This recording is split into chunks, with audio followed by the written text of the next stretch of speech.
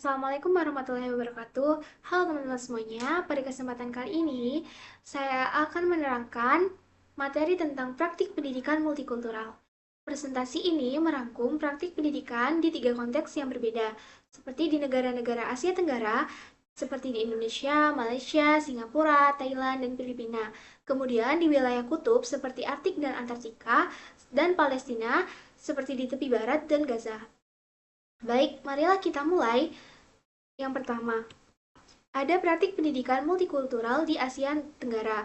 Yang pertama ada di Indonesia, yaitu pendidikan multikultural didasarkan pada semboyan Bhinneka Tunggal Ika dan profil pelajar Pancasila. Kurikulum menanamkan toleransi sejak usia dini melalui pelajaran kewarganegaraan, agama, dan sosial untuk mengelola keragaman etnis dan agama. Kemudian yang kedua ada di negara Malaysia, yaitu pendekatan berbasis rukun negara yang mendorong keharmonisan etnis. Sistem pendidikan mengakui keberagaman bahasa, dan kurikulum sekolah mendukung penggunaan Melayu, Inggris, Mandarin, dan Tamil.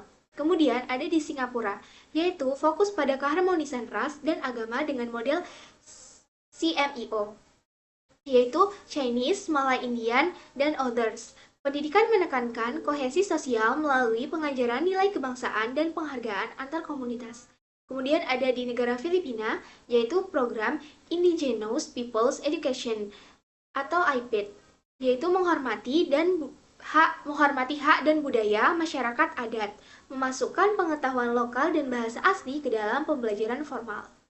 Secara kolektif, negara-negara di kawasan memasukkan nilai multikultural pada mata pelajaran kewarganegaraan, sosial, dan agama untuk menguatkan toleransi dan kohesi sosial di masyarakat heterogen.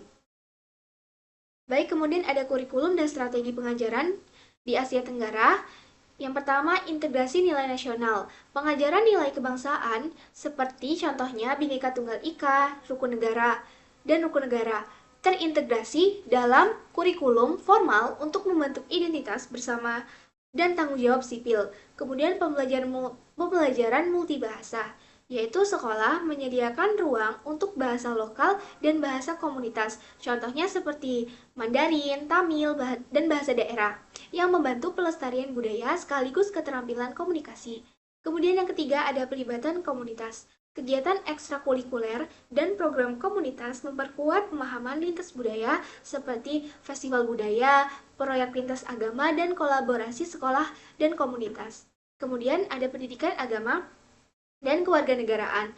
Mata pelajaran agama dan pendidikan kewarganegaraan digunakan sebagai sarana formal untuk mengajarkan toleransi, hak asasi, dan tanggung jawab sosial. Implementasi praktis menunjukkan kombinasi pengajaran formal dan kegiatan kontekstual yang menanamkan toleransi dan pemahaman antar kelompok sebagai tujuan jangka panjang sistem pendidikan. Kemudian, pendidikan di wilayah Arktik atau daerah kutub. Karakteristik dan pendekatannya. Apakah ada pendidikan di wilayah daerah kutub? Pendidikan di wilayah Arktik khususnya yang berpenghuni itu ada seperti di Alaska, Greenland, Kanada Utara, dan Rusia, yaitu menyesuaikan kurikulum nasional dengan konteks lokal yang menyesuaikan kondisi lingkungan ekstrim, keterpencilan, dan budaya penduduk asli seperti Inuit. Sekolah melayani komunitas lokal dan sering menggabungkan pengetahuan tradisional dengan standar pendidikan nasional untuk menjaga relevansi dan identitas budaya. Sekolah komunitas lokal. Sekolah kecil yang melayani anak penduduk asli dan pendatang, menyeimbangkan kurikulum nasional dan adaptasi lokal. Kemudian, pembelajaran jarak jauh dan digital. Teknologi digital dan kelas virtual digunakan untuk menjangkau siswa di lokasi terpencil serta menyediakan bahan ajar yang tidak tersedia secara lokal. Kemudian menggunakan pendekatan place-based education, yaitu integrasi pengetahuan lokal, seperti navigasi es, keterampilan bertahan hidup, perburuan tradisional, dan pengetahuan lingkungan Arktik sebagai bagian inti pembelajaran. Dan ada tantangan guru, seperti rekrutmen dan retensi guru, keragaman bahasa di kelas, serta keterbatasan infrastruktur adalah isu utama yang mempengaruhi kualitas dan kontinuitas pendidikan. Kemudian pendidikan di Antartika, fokus penelitian dan pelatihan. karena di negara Antartika tidak memiliki penduduk tetap atau sekolah formal untuk komunitas lokal. Pendidikan di sini berbentuk pelatihan teknis, pendidikan ilmiah, dan pertukaran pengetahuan antar peneliti di stasiun riset internasional. Bentuk pembelajaran berfokus pada penelitian, keselamatan operasional, dan transfer keterampilan teknis antar tim multinasional yang tinggal sementara di lokasi tersebut. Pelatihan teknisnya seperti kursus keselamatan, operasi peralatan, dan protokol penelitian yang intensif untuk peneliti dan staf. Kemudian, kolaborasi internasional seperti pertukaran ilmu pengetahuan dan metode penelitian antar stasiun riset sebagai bentuk pendidikan informal dan profesional. Kemudian ada sistem pendidikan Palestina. Sistem pendidikan di Palestina terbagi antara tepi barat dan Gaza, dikelola oleh Kementerian Pendidikan Palestina dan didukung secara signifikan oleh UNRWA, yang mengelola banyak sekolah untuk pengungsi. Struktur meliputi pendidikan dasar wajib selama 10 tahun, diikuti oleh sekolah menengah atas atau SMA selama 2 tahun, dan pendidikan tinggi. Banyak sekolah berada di bawah naungan UNRWA karena konteks pengungsian dan terbatasnya akses dalam wilayah yang terdampak konflik. Kemudian kurikulum dan praktik pengajaran di Palestina itu kurikulum disesuaikan dengan kurikulum nasional Palestina diterapkan, namun sering disesuaikan untuk menanggapi situasi konflik dan pendudukan dengan penekanan pada sejarah nasional, identitas, dan ketahanan kolektif. Kemudian dengan pendidikan ketahanan atau resilience education, pembelajaran diarahkan untuk membantu siswa beradaptasi terhadap ketidakpastian, seperti penutupan sekolah mendadak, checkpoint, dan gangguan kegiatan belajar sehari-hari. Kemudian, inovasi digital, e-learning, dan pembelajaran berbasis proyek digunakan untuk menjaga kontinuitas pendidikan ketika akses fisik terbatas.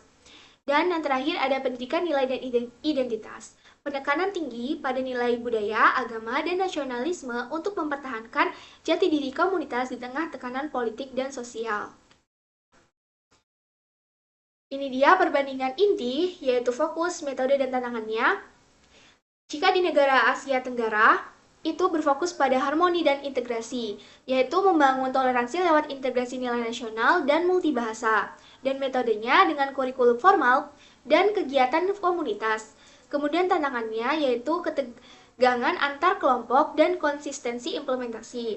Kemudian jika di daerah kutub, yaitu berfokus pada adaptasi dan ketahanan lingkungan, seperti adaptasi terhadap lingkungan ekstrim dan pelestarian budaya lokal. Metodenya menggunakan metode place-based education, yaitu seperti pembelajaran digital, dan tantangannya infrastruktur, rekrutmen guru, dan akses teknologi. Kemudian di Palestina itu berfokus pada ketahanan dan identitas, pendidikan ketahanan, dan penguatan identitas nasional dengan metode penyesuaian kurikulum, e-learning, dan dukungan dari UNRWA.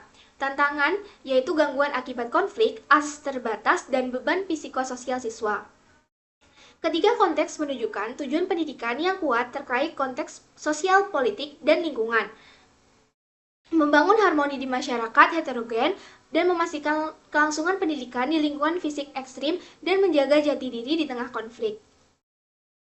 Kemudian yang terakhir ada kesimpulan dan langkah yang dapat kita ambil berikutnya. Asia Tenggara menekankan harmoni dan integrasi multikultural melalui kurikulum nasional dan pengakuan multibahasa. Wilayah kutub menekankan adaptasi lingkungan dan pelestarian budaya lokal melalui place-based education dan solusi digital. Kemudian, Palestina menekankan pendidikan ketahanan dan identitas nasional di tengah konflik, didukung oleh UNRWA dan inovasi pembelajaran jarak. Dan langkah berikutnya mencakup penajaman kebijakan konstekstual, investasi teknologi, penguatan kapasitas guru, dan integrasi dukungan psikososial untuk memastikan pendidikan yang inklusif, relevan, dan tangguh di ketiga konteks tersebut. Baiklah, itu tadi yang bisa dapat saya terangkan. Jika ada salah kata, saya mohon maaf. Semoga dapat menambah pengetahuan teman-teman semua. Saya akhiri. Wassalamualaikum warahmatullahi wabarakatuh. Sampai jumpa.